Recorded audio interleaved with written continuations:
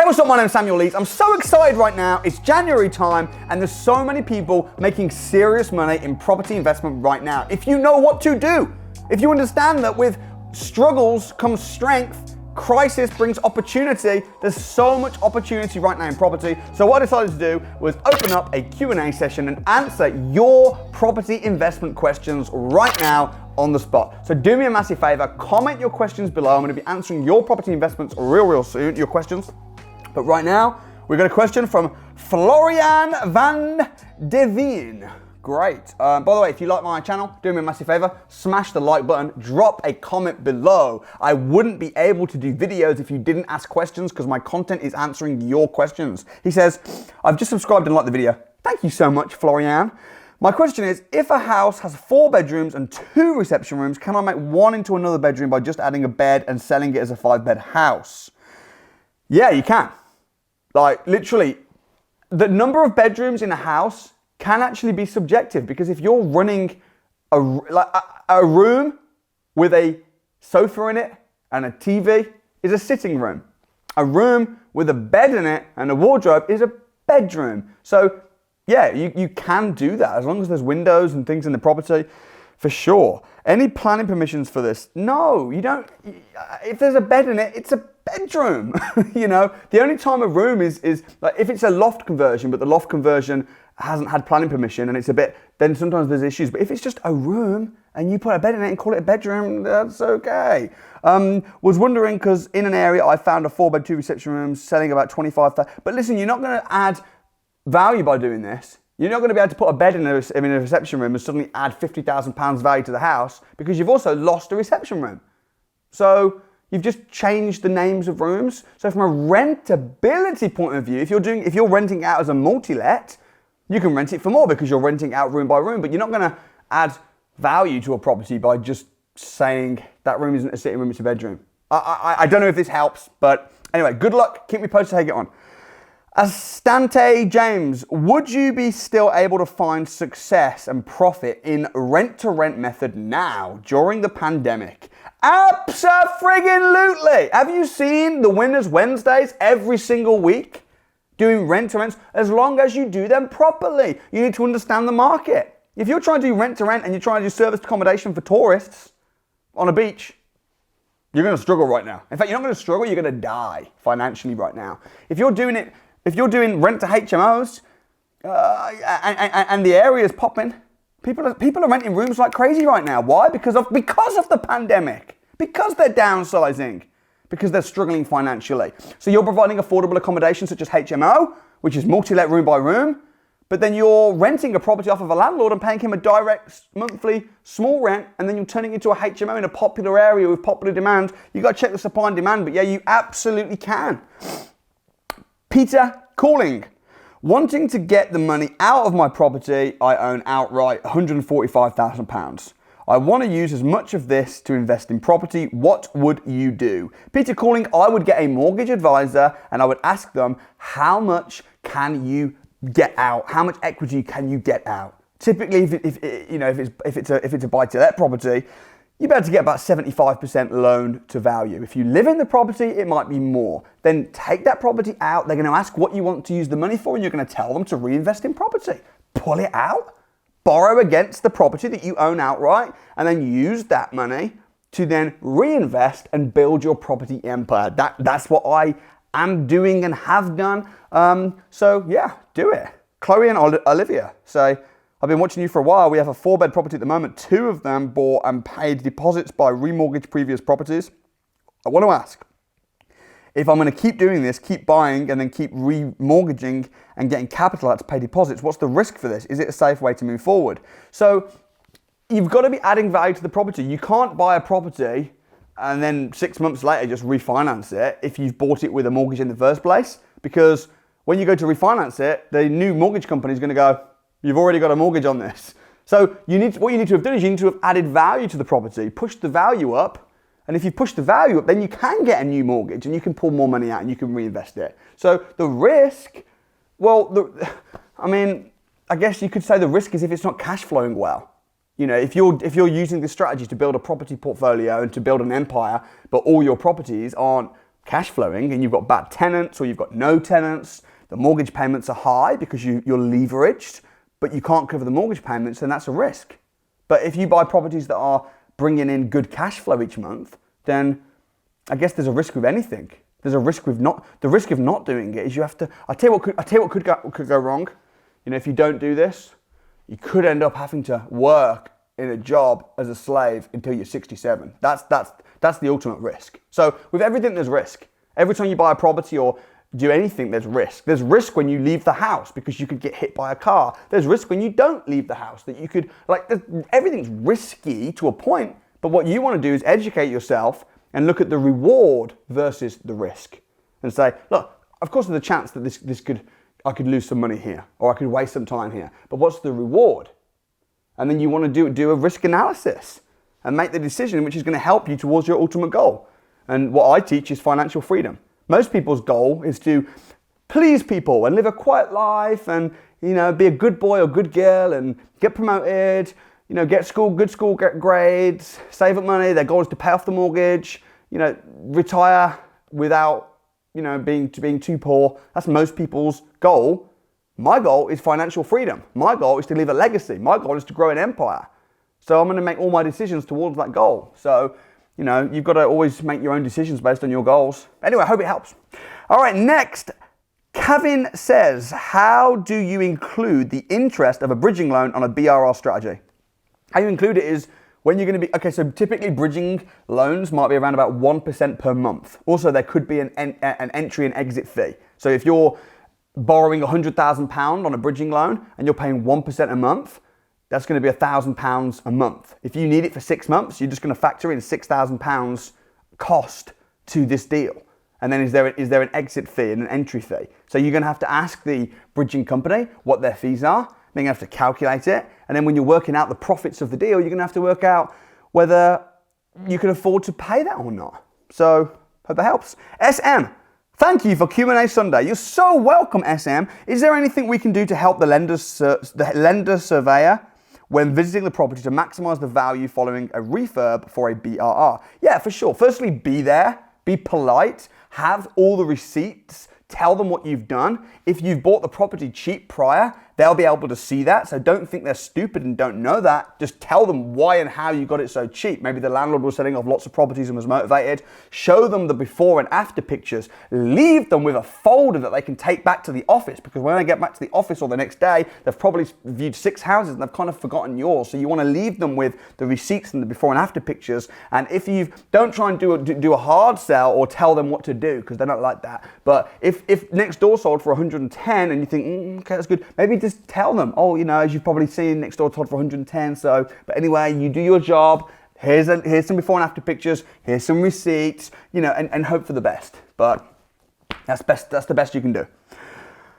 Ineas says, hi Samuel, love all your videos and content that you post regularly on a daily basis. That's right, I do a video every single day. You better subscribe. Got the question, if you don't mind. Of course not, this is why we're here. Me and my twin brother bought our first residential house 2 years ago. In that 2 years' time, we saved up £60,000 to invest again. Good for you. If you were in our shoes, what would you rather do? Take one name off the current mortgage and just buy a second residential home, do it up, pull some money out and rent it out, or start our own company and focus on buy-to-lets? Probably my inkling would just be to set up a company and just focus on building your property portfolio through a company. Your twin brother, that's cool. I mean, what you're talking about here is, should you maybe take one off the mortgage and then buy one as a residential, do it up and then sell it or refinance it? I mean, there are tax advantages if you're going to be living in a property, and you can get better rates, but it depends on if you want to do that. Do you want to live in the property, or is this strictly business? But in terms of the most tax efficient way to do it and everything like that, I just look at, again, what is your goal? What do you want to achieve? Talk to an accountant and see what the most tax efficient is. But it sounds to me like you're going to win, because you've got properties already. You've been following my advice. You now got another 60 grand. You're going to win. Put some of that money, even if it's just 10%, into education. I would highly recommend that as well, because that's going to make you go a lot further. Rohit Mehra says, what do you think about Liverpool for investment, and do you have any good deal sourcing company you can recommend? Thank you and Merry Christmas. It's kind of after Christmas, but I appreciate it anyway.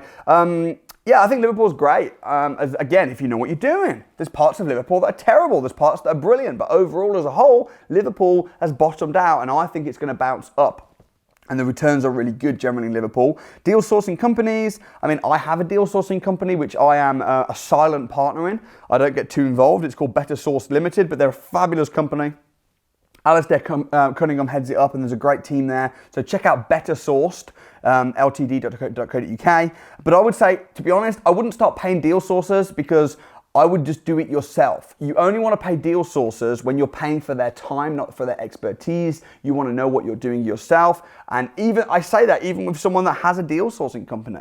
You know, I mean, I have 50% shares in the company, but I say no.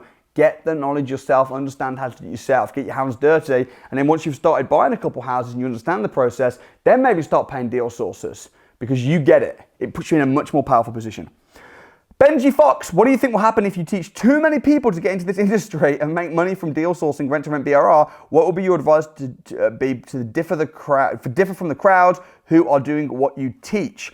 Benji, everything I teach, I do. So it's difficult for me to say how am I going to differ from the crowd who I'm teaching, because if I was teaching something but then I was differing from the crowd myself, what that would mean that I'm teaching something that's not as good, which would actually be a massive hindrance to my students. And I don't think I would have the success students that I have every single week coming on the show, winning. No one helps as many people as I do to become financially free in property in the whole of the UK. You know, I mean, a lot of people copy me. They copy my videos, they copy my style, but no one copies winners on a Wednesday. Why? Because they're just not getting the success students that I'm getting. And the reason I do that is because I teach what actually works. I don't teach, you know, you come to my crash course, which by the way is free. I don't sit there with a presentation, a slideshow of something that I did 7-8 years ago. You know, I actually find live deals today. I show people what I'm doing. I get them to do it. That's why they succeed. And in terms of, am I worried about everyone succeeding in property and then there's no deals on the left on the table? No, because that's poverty mindset. That's thinking from a position of lack. Like there's only so many deals. No, I can teach exactly what I'm doing, and you'll go and do it in Burnley. But I'm not doing it in Burnley. You'll go apply it in Scotland or Italy or Australia.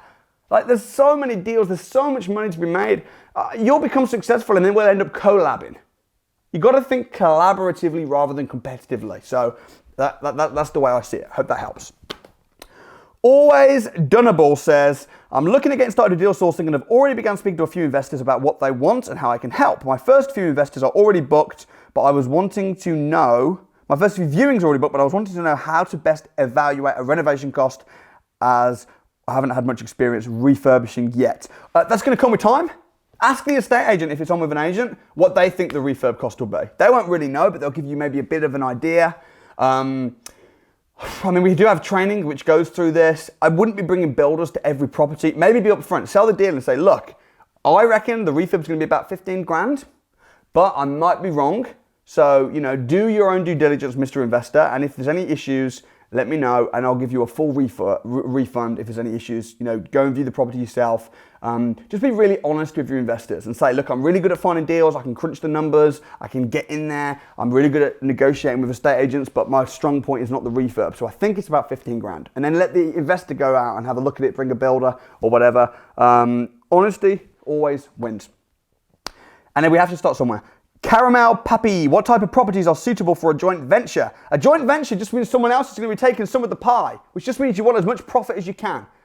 So if you've got a very profitable deal, you can bring in JV partners. If there's not much profit in there anyway, you're going to struggle, but you shouldn't be touching those houses anyway. Chloe Cunningham, if I was to do a lease option agreement on a property and turned it into a HMO and rented it out in an up-and-coming Article 4 area, would I have the grandfather rights to the property as a HMO once I have come to the end of the lease option, or would it go back as a single let? Yes, you'd have the grandfather rights because you'd be able to prove to the council that you were renting this property out as a multi-let with the AST contracts, and that property would have automatic green light planning permission, yes. Charlie T, hi Samuel, I'm aware that I can't transfer properties from my personal name into my new limited company without basically selling them to myself, and that is not financially viable, but can I refinance my first and only rental property, one which was purchased in my own name, after successful gains and then use the released equity to then put down a deposit on another rental property, but this time through my new limited company in form of the director's loan? Yes, you can. Now listen, I'm not a tax expert, but that my understanding is yes, you can, because I've done that many times. In fact, my properties, majority of my portfolio, was built up in my own personal name. And then when they brought in the tax changes, section 24, I'm like, maybe I need to switch it to a limited company, but it wasn't viable, as you say, because without selling them to yourself, it's just not worth doing it. It doesn't make financial sense. But if you refinance, you should be able to do that no problem, but speak to an accountant. Good job, my friend. Dan Goodwin.